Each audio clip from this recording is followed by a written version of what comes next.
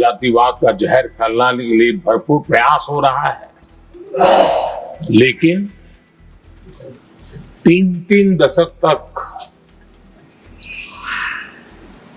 दोनों सदन के ओबीसी एमपीस और सभी दलों के ओबीसी एमपीस सरकारों से मांग करते रहे थे कि ओबीसी आयोग को संवैधानिक दर्जा दिया जाए। ठुकरा दिया गया, इनकार किया गया, क्योंकि शायद उस समय उनकी राजनीति को ये सूट नहीं करता होगा, क्योंकि तुष्टीकरण की राजनीति के और फैमिली फर्स्ट की राजनीति में जब वो बैठेगा तब तक वो चर्चा तक के हित में भी नहीं आता है। आदरणीय सभापति जी, ये मेरा सौभाग्य है कि हम सब ने मिलकर के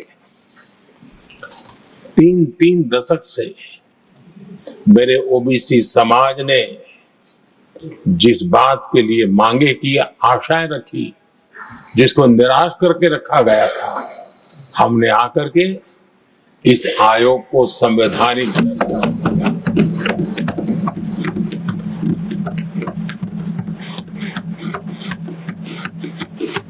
और हमने सिर्फ उनकी मांग पूरी की इतना नहीं, हमारे लिए उनका मान सम्मान भी उतना ही महत्वपूर्ण है, क्योंकि देश के 140 करोड़ देशवासियों को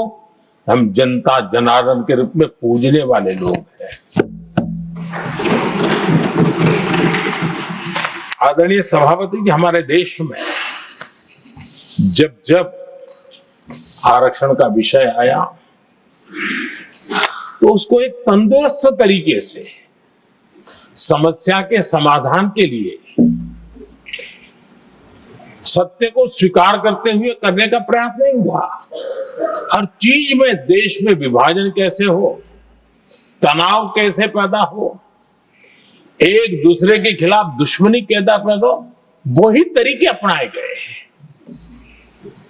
देश आजाद होने के बाद जब ये प्रयास हुए हैं, इसी तरीके से हुए हैं। पहली बार हमारी सरकार ने एक ऐसा मॉडल दिया और सबका साथ सबका विकास के मंत्र की प्रेरणा से दिया कि हमने सामान्य वर्ग के गरीब को 10% आरक्षण दिया, बिना तनाव के, बिना किसी का छीन करके। और जब ये निर्णय किया तो एससी समुदाय ने भी उसको स्वागत किया, एसटी समुदाय ने भी स्वागत किया,